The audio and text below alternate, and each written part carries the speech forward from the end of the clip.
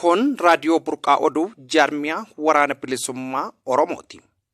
Raadiyoon Burqaa Oduu Jaarmiyaa Waraana Bilisummaa Oromoo torbanitti guyyaa 3 jechuunis gaafa facaasaa jimaata fi dilbata akka lakkoofsa Oromiyaatti sa'a 6 PM yookiin akka warra Esterneetitti sa'a 12 PM tti tamsaasa kallattiin waan isin biraan geenyuuf ilmaan Oromoo addunyaa mara keessa jirtan akka nu hordoftan kabajaan isin gaafanna.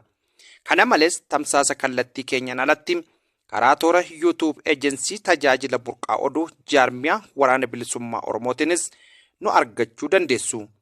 Agency Burqaa Oduu Jaarmiyaa Waraana Bilisummaa Oromoo.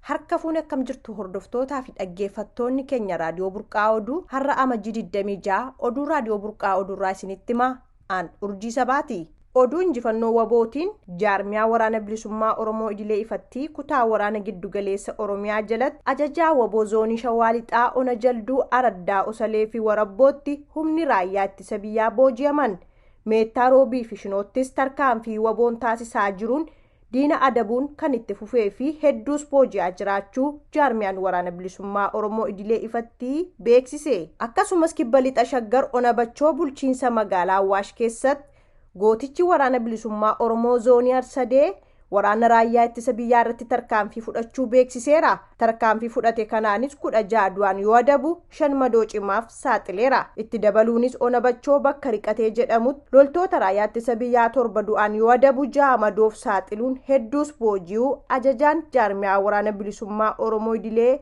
beeksiseera. Oduma wal fakkaatuun Ba'aa Shaggar Ona Liiban Cuqqaalaa ganda warra jaarsaa bakka addaa Leedii jedhamutti Amajjii 24 waaree booda sa'aatii 10:00 hanga sa'aatii 12 haxxee hidhuun raayyaa ittisa biyyaa irratti tarkaanfii gootichi waraana bilisummaa Oromoo idilee zoonii Arsadee fudhateen loltoota biltsiginnaa 27 du'aan yoo adabu 31 madoo dandammii hin qabneen adabee jira. Godina lixa Harargee Ona Hancaar Araddaa 12 iddoo Shokomsituu jedhamtutti gootichi waraana bilisummaa Oromoo zoonii bahaa fi humni waloo buttaan haqabaas tarkaanfii raayyaa ittisa biyyaa irratti fudhateen 2 battalatti ajjeesee 1 madeessuu beeksise. Godina Arsii Bahaa Ona Shanan Kooluu keessatti waraanni biltsiginnaa qonnaan bulaa tokko ajjeesuu maddeen keenya achiinuu himanii jiru. Qonnaan bulaan kunis maqaa waraana bilisummaa Oromoo soorta jedhuun kan ajjeefame ta'uu maddeen keenya achiinuu himanii jiru. Kutaa waraanaa giddugaleessa Oromiyaa jalatti ajajaa waboo Shawaa Kaabaatti Ona Sulultaa Araddaa Bachoo Habiilaatti waboon humna raayyaa ittisa biyyaa sakattaaf bobbaate irratti tarkaanfii laalessaa fudhachuu beeksise.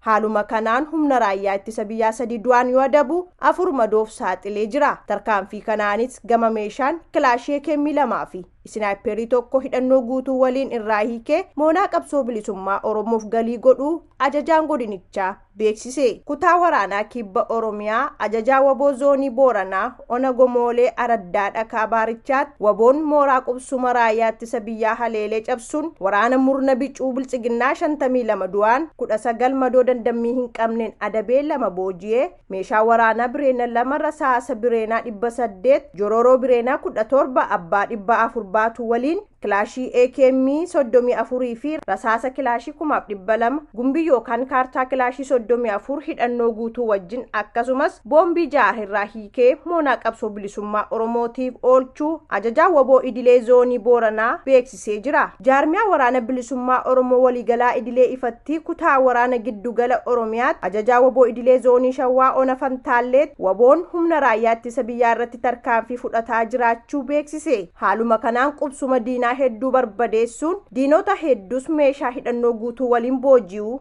beeksiseera. Akkasumas waboon zoonii Shawaa Lixaa Ona Meettaa Walqixxeettii fi Gujii Lixaa Ona Galaanaa keessatti waboon diina irratti tarkaanfii fudhataa jiraachuu ajajaan waraana bilisummaa Oromoo idilee ifattii beeksisee jira.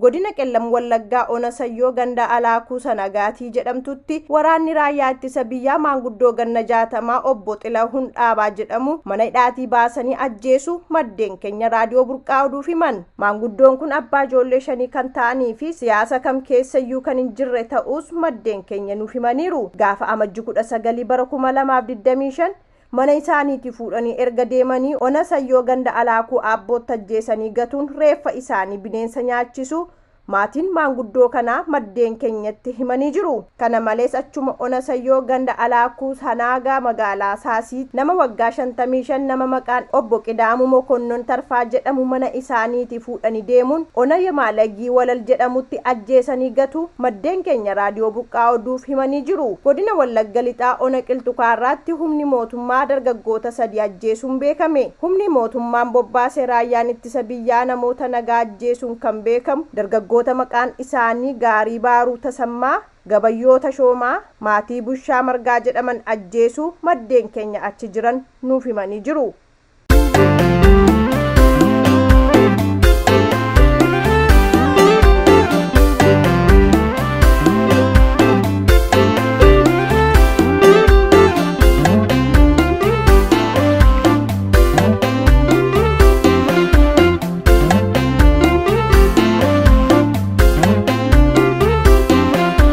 Yaa kamsa laga keenya na waraanini yooni jakee coradhu naaf gamtee taa'us karaa keessa dallaalin tuffiidhaani yoo ciina koo dabartu.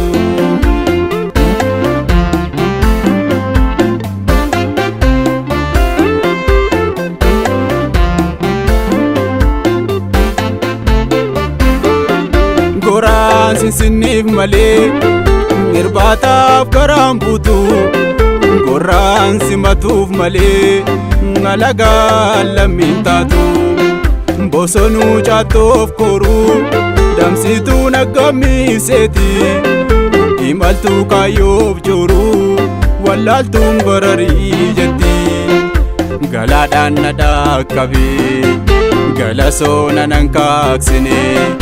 Garaan dhaqdhaqiidha hin seenini gaafa sojaataniidha hin neessini galaadhaan na dhaqqabee galasoona nan kaaqsine garaan dhaqdhaqiidha hin seenini gaafa sojaataniidha hin neessini.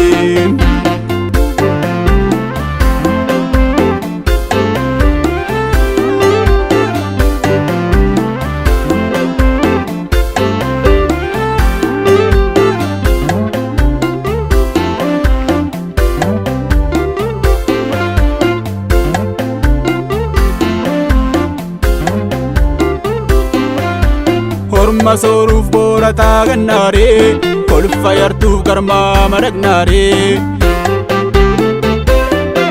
shimalluu qabannaa collee jinfuunis dhiigaan laaqamee darbatan na buudduu jabeessanii gaafaaf uftuu gaggeessanii darbatan na buudduu jabeessanii gaafaaf uftuu gaggeessanii.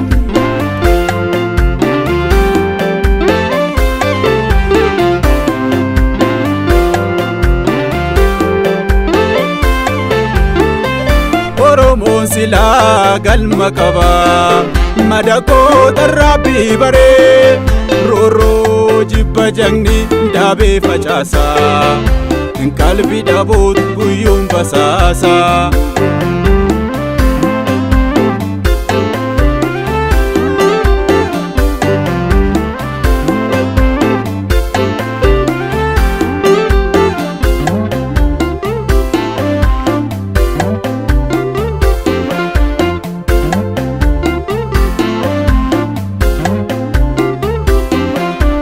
Yaa kamsa laga keenya na waraanini yooni jakee coradhu naaf gamtee taa'us karaa keessa dallaalin tuffiidhaani yoo ciina koo dabartu.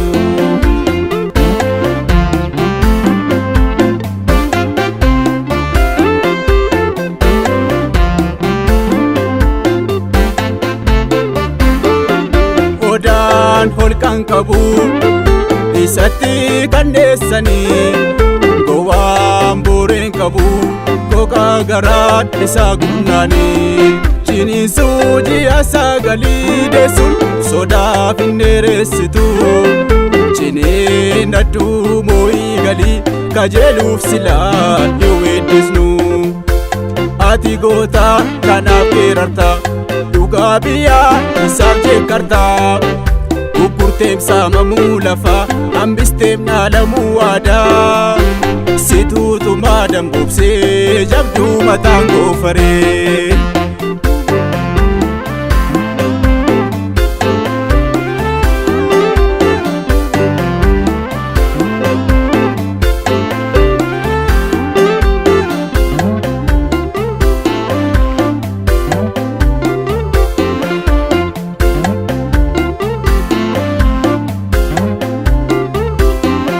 Hayyuun ta'e ulee harooreessaa hin fiigin fooliin akka raagessaa tokkummaan aduullu hunduu Oromiyaan biyya eegaa irraan deemnu falmiin keenya hiree ofii murteeffanna galiin keenyas abbaa biyyummaa kanuma dhiisi boroo naanna'u. Dhibamaa siroodha wallaannatu.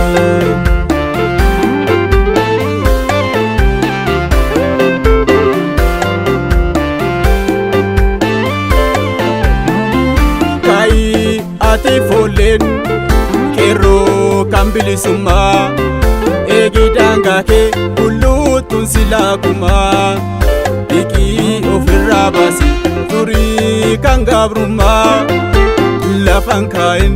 Kawwee kan biraa beekii kabaja inni gaafa iyyaa.